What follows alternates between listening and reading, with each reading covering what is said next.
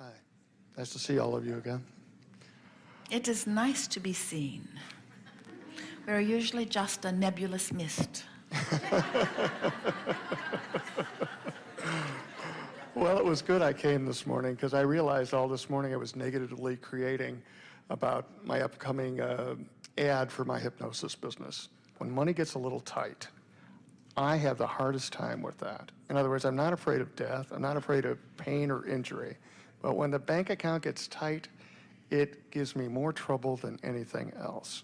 I was just wondering if you had some words for me to help deal with that. Well, first we want to say to you that it feels like that because that's about as uncomfortable as you get. In other words, it's as uncomfortable as I get. We would say that there could be someone saying something like, oh yeah, I used to worry about money, but now I'm dying of this dreaded disease. This is the thing that's really bothering me. And that's why I keep going, hey, oh, that guy's got cancer and I'm worried about next month's rent, you know? Well, negative emotion is negative emotion. Esther saw something very unsettling on television one day, which took her to her knees. It shook her up so much. And she said, Abraham, if this feels this bad to me and I'm this far removed from it, what must it feel like to those people who are living it? And we said, it's not feeling as bad to them as it is to you. Again, we were talking about this vibrational relativity thing. So anytime you want something and you are in the moment offering a vibration that is contradicting it, you're going to have discord. There isn't a subject that is more thought about in your environment than the subject of money, because money, it does not need to be, but it usually is very closely tied to your sensation of well-being, to your sensation of being able to create many other things. And so it's just a vibration that most of you, even while you were in your mother's womb, were picking up on vibrations of lack from the environment around you. There is a pervasive philosophy in your society, and it doesn't matter which part of the world your society is, there is a pervasive belief in the society of humandom that says that the pile of resources is a finite pile. And if somebody's getting more than their fair share, then somebody else is going to be deprived of it. We want you to know that in your vibrational future is more abundance than you have time to spend in this and 100 lifetimes. And it is all there, activated and ready for you. You've been launching rockets of desire. We have never seen more activation waiting in vibrational escrow around the subject of abundance before than what we are feeling that you have put there for yourself.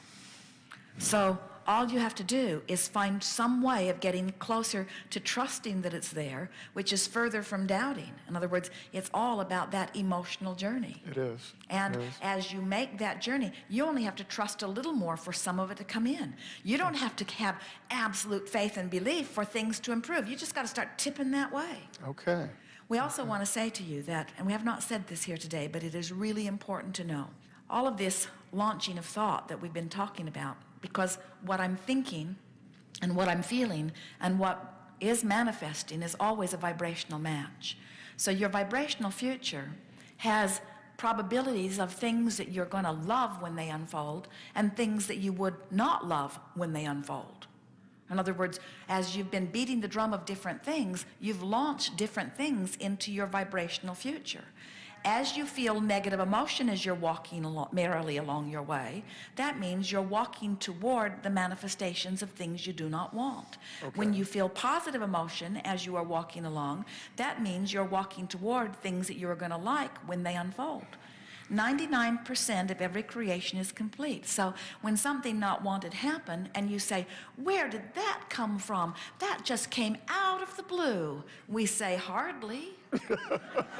You've been practicing the vibration of that. So when you complain about money, what are you walking toward? When you are thrilled about money, what are you walking toward? When you feel appreciation of what's there, what are you walking toward? When you feel hopeful, what are you walking toward? When you feel doubtful, what are you walking toward?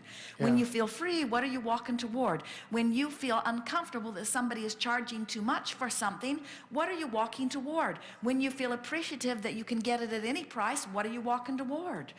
When you appreciate the $4 strawberry, what are you walking toward? When you condemn the $4 strawberry, what are you walking toward? In other words, so many things are tied to your vibrational proclivity relative to this. And there is an abundance lined up outside your door that's just going to knock you over, except by the time you get there, it won't knock you over because it will feel like the next logical step.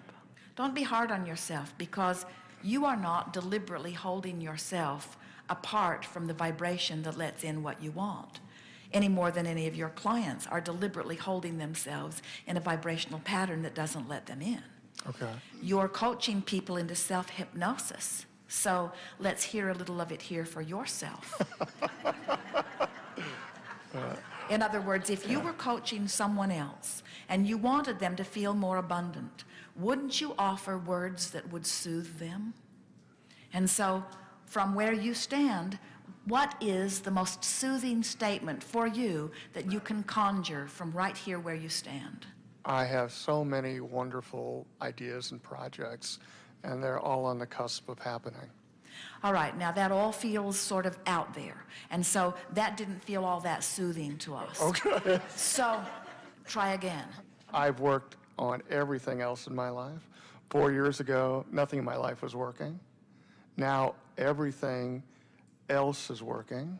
Good. I've- That's all right. That's all right, because that is movement. In other words, what you're bolstering is the idea that when I focus, I can make things happen. Everything else, I mean, the past 4 years I've been focusing on myself and my family, and it's in a more perfect place than I ever thought it could be.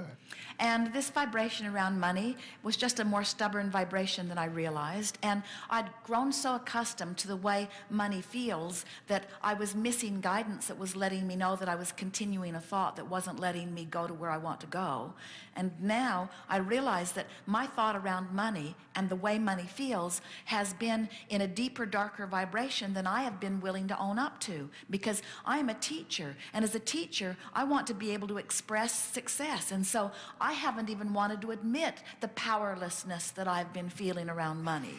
And yet, until I acknowledge the powerlessness that I've been feeling around it, then I can't move into another place. And so I'm going to see if I can't get some movement around this. It would have been nice if earlier in my life I'd had some evidence of some success. It would have been nice if the family that I'd been born into had already figured it out so that they could have taught me. It would have been nice if I'd known earlier on about vibration. In other words, we're reaching for a little bit of blame, because blame certainly feels better than powerlessness. Blame certainly feels better than guilt on it.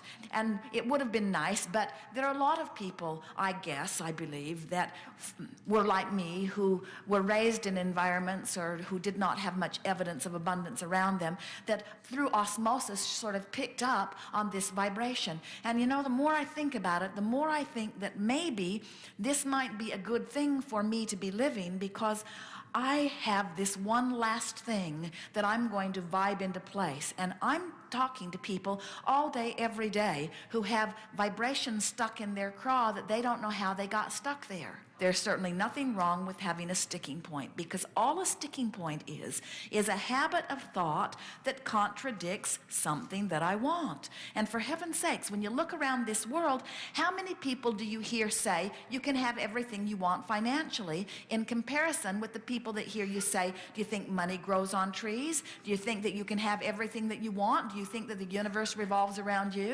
In other words, most people who surround me, we're speaking for you, stand in places where they believe utterly in the shortage of money, so much so that they've developed patterns of rage around people who have money.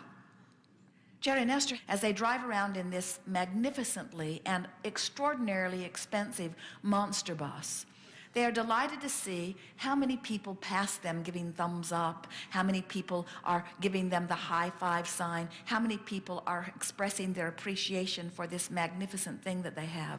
And Jerry says, I think it is because across the back of it we have written, life is supposed to be fun. In other words, it lets people know that the idea of feeling good and the idea of having fun and the idea of prosperity all sync up one with another. In other words, you've got to make peace with the idea of prosperity. And we think that you're like so many people. We don't think you have. We think that you are born into a culture, and most people are, where you've decided that those people who are really abundant are on the wrong side of the chart. You know how many people come to gatherings like this, and for years they wanted to debate the issue of spirituality versus materialism.